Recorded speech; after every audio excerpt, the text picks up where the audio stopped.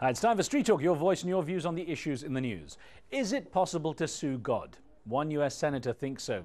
Nebraska State Senator Ernie Chambers, an avowed non-believer, has filed a lawsuit against the Almighty for causing, quote, fearsome floods, egregious earthquakes, horrendous hurricanes, terrifying tornadoes, pestilential plagues, and other catastrophes. Chambers acknowledges that his lawsuit is a publicity stunt and said he's fed up with the litigious culture in the U.S.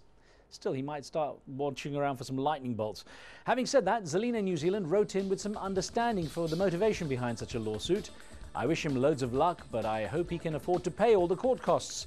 I do believe that he'd have better success if he sued a church. Robert in Georgia in the US doesn't believe this is the best way to get the point across.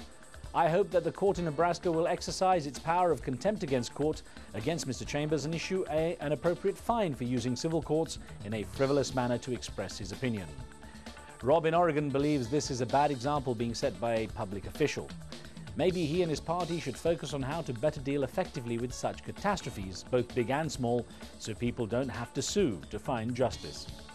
Now to our weekly Street Talk segment Punchlines, looking at some of the best cartoons from around the world. And helping us, we've brought back Matt Wuerker, the editorial cartoonist with the DC-based Politico.com. Sitting down with him earlier, I asked what had caught his eye.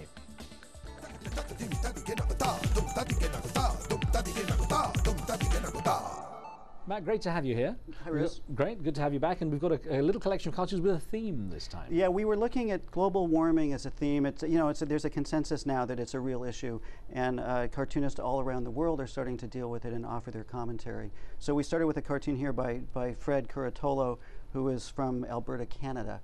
And we have penguins on the beach. Cartoonists love cute animals. It always lightens a cartoon.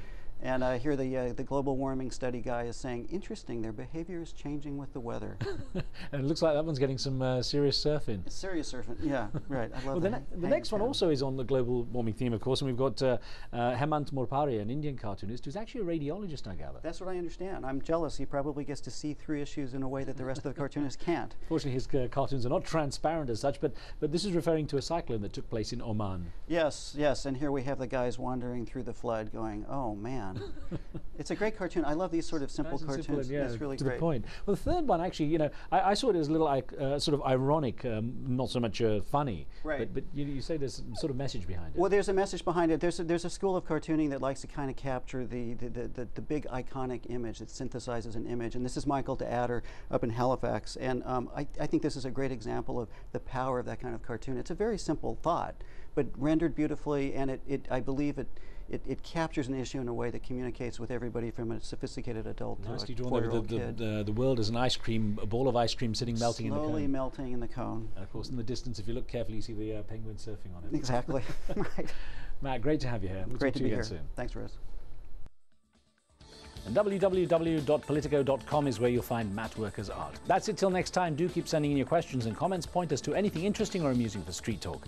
Remember, what you see here isn't necessarily the view of Al Jazeera. Some of the content's been edited, but for time and space reasons only. And that's the talk on the street.